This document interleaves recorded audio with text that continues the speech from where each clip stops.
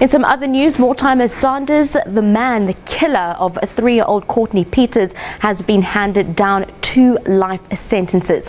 Last month, 24-year-old Saunders was convicted of the rape and premeditated murder of Pieters. Pieters' decomposed body was found in Epping Industria in May last year, 9 days after her family had reported her missing. Well, during the trial, Saunders confessed to giving her ant poison to drink because he was irritated with her mother. He then admitted to choking Courtney and wrapping a towel around her face. SABC reporter Vanessa Poonah now joins us via Skype from Cape Town. Very good evening to you, Vanessa. Of course, we do know that there was cheers in the court as that judgment was being handed down. Take us through the reaction from the community. Yes, good evening to you. Indeed, it was a moment for those who had supported the Pieters family since the child went missing in May last year, that they had been looking forward to. Also, the NPA had indicated early on in the trial that they would push for 2 life sentences.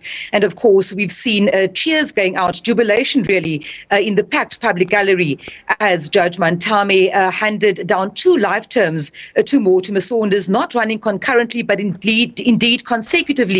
This, of course, means that he will spend a life sentence for the rape of the young girl and, of course, another life sentence for the premeditated of Courtney Pieters. And you said just now, and rightfully so, that Mortimer Saunders had told the court, indeed, that he had fed the child ant poison. He was irritated with her mother, and then he had strangled her, raped her. The court found that he raped her, even though he had insisted throughout the trial that he was guilty only of necrophilia. And that's, of course, a sexual act performed on a corpse, but Judge Mantame had none of that when she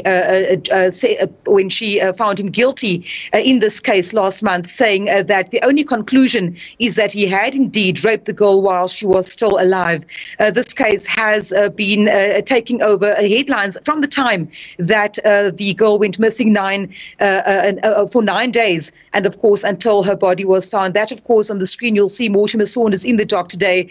Judge Mantame then sentencing him to 2 life terms. And she said that even though Mortimer Saunders is or was indeed a first offender, he was gainfully employed at the time that the crimes were committed, 40 years old at the time, now 42, of course, saying that those indeed are mitigating circumstances. He has 3 children of his own, but saying that the aggravating circumstances in this matter outweighs mitigation. The fact that the young Courtney Pieters was indeed a 3-year-old toddler.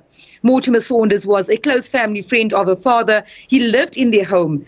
He had abused, in the judge's words, his position of trust with a young child who often would come into his room to watch television. And of course, this particular day, his irritation with her, as well as, according to him, his being angry at her mother, led to this devastation for not just the Pieters family, but the Ulster River community. And I would say also South Africa as a whole, because in handing down sentence just now, Judge Mantame has again alluded to the recently released crime stats and the fact that not just the Western Cape, but South Africa, the violence meted out against women and children being of particular concern.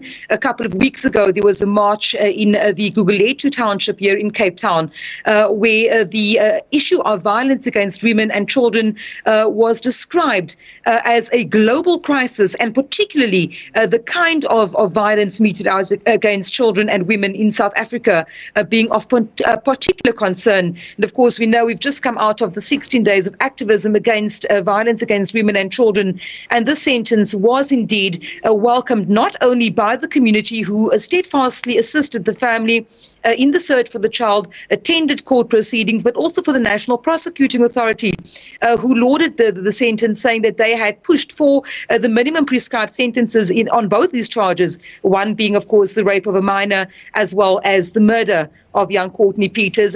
And speaking to us outside the court shortly after sentence was handed down, both Trinita Pieters and Aaron Fourie, that's the parents of young Courtney Pieters, the mother being quite emotional, saying that it has been a long journey for her, but that they're satisfied with the sentencing, although it will never bring back their little girl.